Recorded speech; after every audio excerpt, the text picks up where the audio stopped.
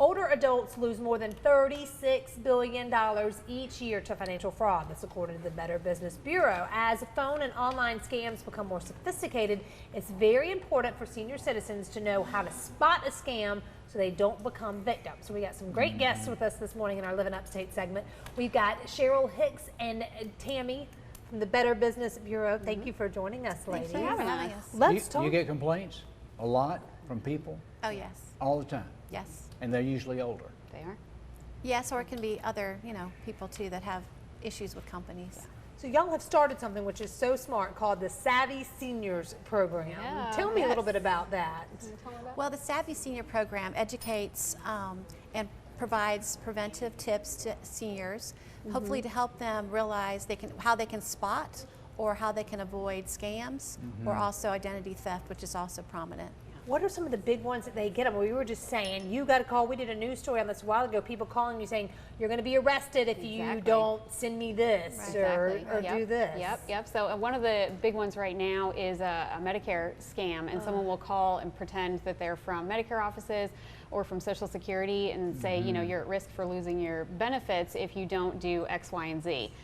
Puts them under, a pressure to give away, we can just need to verify your information, give me your social, and then they reluctantly do so. So red flag, Yes. anyone asking for a social on the phone, abort. I can remember hearing, never think the IRS is going to call you. They don't call. Right. I mean, aren't there some really simple rules to follow? Like There are. You'll never hear from some other agency? Yes. Is there a list of those? Yeah, and what you can do is if you do receive one of these calls, they do spoof your caller ID sometimes now. So the best thing would be just to, I'm going to hang up, I'm going to call the number that I have for Medicare, confirm that phone number, and you only provide your information, your personal information to the Medicare or Social Security office. It's gotten so bad. I had to do that with my doctor after I'd had, a baby. There's different organizations that call to, to get stuff. And I gave someone something, I was like, wait, I know. what if this It's was, scary. and thank goodness it was. Yeah, legit, You don't think You about just- that I kind know. of stuff. And I think most of the time we are trusting.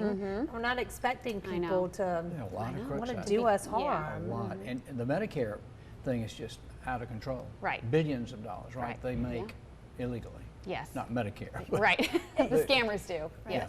But how does the Better Business Bureau come in? Because y'all are doing these workshops. So are these things that we can actually attend in person? Are they online? How They does that are work? all in person. So our Savvy Seniors program is through our Better Business Bureau Education Foundation, and we will gather a group of seniors at a church or senior home. We've done some presentations. We do it to a group of folks and go in and just live in person go over the tips and the most recent scams that we're aware of and any ID theft you could be prevention a that we can help. program at a seniors luncheon. Oh, You yes. just got to get Yes. in touch with you Yes, guys, right? exactly. And it's Exactly. free, I'm sure. It is. It is free. But you'd like a little covered dish while you're there. Yeah. For lunch. Who doesn't love a potluck? Yeah. Do you also ask for people to maybe if they've been scammed by something they haven't to call y'all and let y'all be aware of that? Can they? Yes, and we also have a scam tracker on our website where consumers can go and see what are local scams that are being reported as well as national You can scams. see that. And the law enforcement also look at these scams and do investigations on them as well. We were saying during the break, if these scammers would put their genius into good instead of the evil. Yeah. I mean, because they're I some know, of them they're are smart. They're smart folks. Right. Yeah. Some smart crooks. They really are. And don't worry, feel free to ask or run it by something. I'm always like, Jack, what do you think about this? Exactly. Or, you think this is legit? This doesn't look legit, right? Yes. Just ask. Yes. No one's going to think you're stupid, not in this day Ask and your age. family, ask your close friends. Right. Yes. If Okay. you don't know, ask. Exactly, Yeah, right? If you exactly. want more information, you can find the information right there. If you want to call, the number's on your screen, 242-6905. If you didn't get this information or you need to pass it on to one of your senior friends, let us know. We'll make sure that you can sign up for these classes and Thanks, get ladies. going. So Thank you very for good. having Thank us. you so Yeah. much.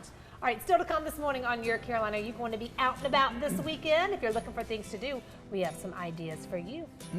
And in this week's This Week in History, sponsored by the Upcountry History Museum, well, this week marks 49 years since the passing of Simon William Muller, an American paleontologist and geologist. He's the first American to work on and write about permafrost, using his Russian language skills to read extensive work that had already been done by the Soviets. You can learn more about permafrost at the Upcountry History Museum The next exhibition will be called Under the Arctic, Digging into Permafrost. That'll be September the 21st. I know about permafrost. I'm a weatherman. There you go. Yeah.